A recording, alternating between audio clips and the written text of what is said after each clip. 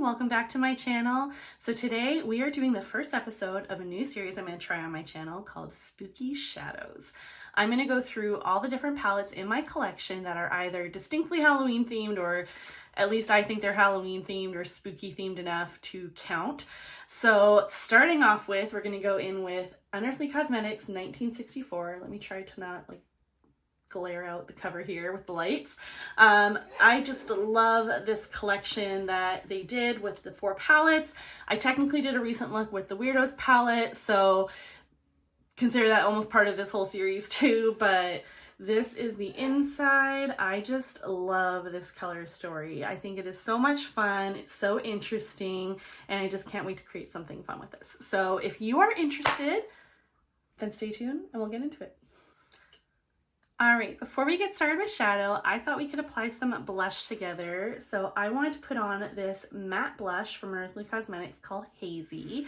It's part of their matte blush collection that I think unfortunately is being discontinued right now, because you can find it on sale in their discontinued section. This shade, Hazy itself, I think is unavailable already, but I can only say based off this one shade because it's the only shade I have, but the formula is great and I thought it'd be nice for you to see it applied. So just look at that gorgeous, sort of purpley pink tone. So much fun. Such a unique color to my collection. I'm so happy I got my hands on it before it's gone. Sorry if you missed it, but if you can find a shade like this with someone else, I highly recommend giving it a try because it is gorgeous. Oh my gosh, in love with it. I'm so tempted to buy more of them. There's so many beautiful shades that are still available, but I'm trying to behave, so we'll see if they're still there when I can finally get some. But that is it. It just blends out so smoothly, so beautifully. So I'm gonna put on the rest of my blush and we'll come right back to actually get started on the eyes. All right, I think I figured out what I want to do for color story. So I'm going to do a halo eye. Don't shoot me. I just love doing a halo eye. I am going to go in with the greens for sure. So Herman and Munsters, and I think even a bit of Transylvania, the dark blue, just to help deepen that up a bit. And then I want to take 1964 and Lily on the lid as my shimmers. And let's just go in a little bit with, that's 1964. I don't know if the reflect itself is going, the shifts are gonna pick up as much, but to me in person, it very much has the blue and purple shift, but I feel like on screen it's coming, the green is coming strongly across. But anyways, it's gonna be gorgeous no matter what. So let's get started.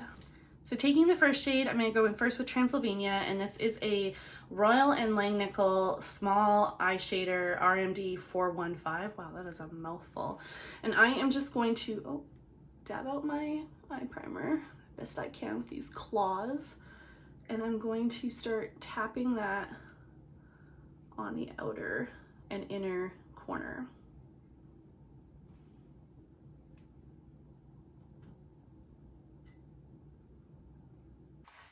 Now going in with this smaller brush, this is a Morphe JS12 with the shade Herman.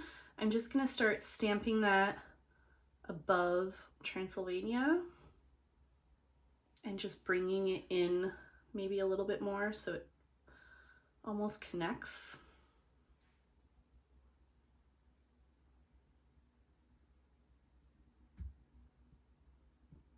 There we go. Not worrying too much about the blend yet. Once we start going in and perfecting the depth and everything, when we get our shades laid out, we'll worry about blending everything out. Next, going in with the shade Munsters, and this is on a Luxie 231 small tapered blending brush. And we are just going to start still tapping it down, but also fluffing out, love my terms, fluffing out the shade a little bit more, so we can get that sort of spread out more and give us something to blend the previous shades into. I always love going darkest to lightest. I think I used to do it the other way around, and then Make Me Up Missa here on YouTube and Instagram and the like. I absolutely love her makeup, and her makeup skills are next level. And she does dark to light, so I started doing it that way, and now I'm obsessed with doing it that way. I don't really know how to do it any other way while still getting proper, like, good payoff out of my shades.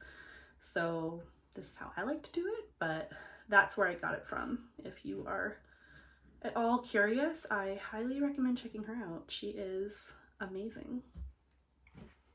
All right, now I'm gonna go back in and I'm gonna go with each previous shade and just even go back and forth again and again with the shades until I have a depth and just blend that I'm happy with. So I will probably just like speed up that section of the video.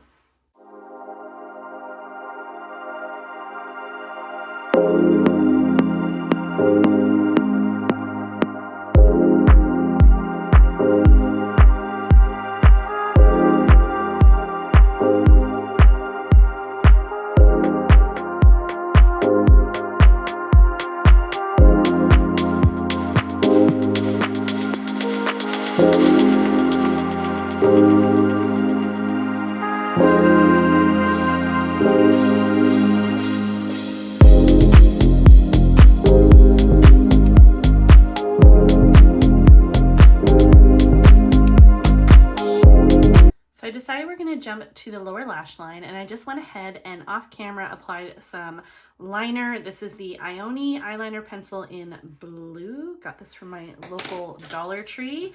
And just on a like flat brush, I'm taking a Morphe JH43 with some of that dark blue Transylvania shade, and we're just going to stamp that along the lower lash line over top of where we've put that liner, just so there's some depth right up against the lashes. And then from that, I decided that I was going to pull in this purple shade, and this is 1313. And I just thought that would be a nice pop for the lower lash and also bring in one more shade. So let's take that. This is another Morphe brush. Where is the number? This is a Morphe JS13, I think. I can't really read the number that well, but taking that on that brush, and we're just going to start to lightly blend it out. I don't want to drag anything down like too far. Like, I love a smoky lower lash line, but I still want to have some control over it. So I'm just going to be really ginger with that. Just add that light, nice pop of purple.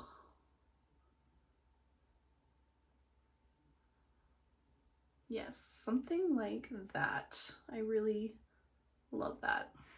I love how this is coming together. So now, before we put on our shimmers, we gotta apply some glitter glue as a base.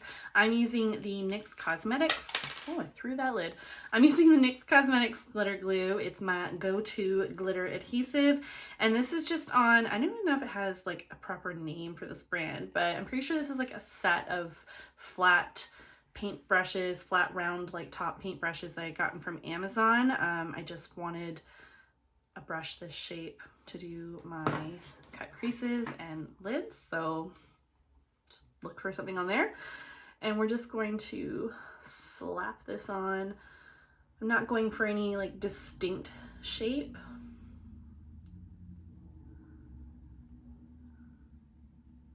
Just something like that, and then taking the same brush and going right in to our first shimmer. I'm first going to pick up 1964, and we're just going to put that on either side.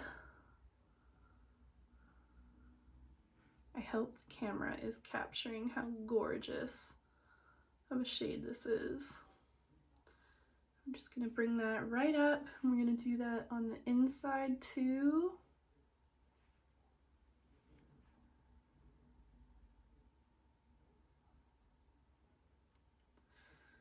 We're leaving like a little bit of space in the middle, but I want most of it to be, a lot of it to be this shade on either side.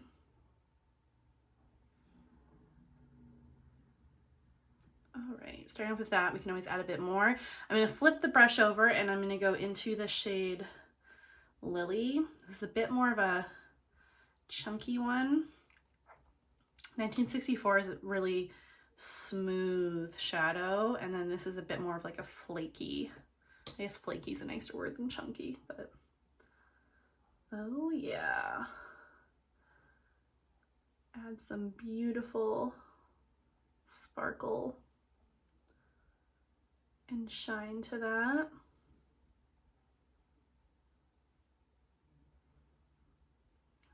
All right, and then before I perfect that, because I'll probably play with that a bit more off camera, I'm going to go back in with Transylvania, and I'm just going to lightly dab on the edges of the 1964 to make sure the two blend.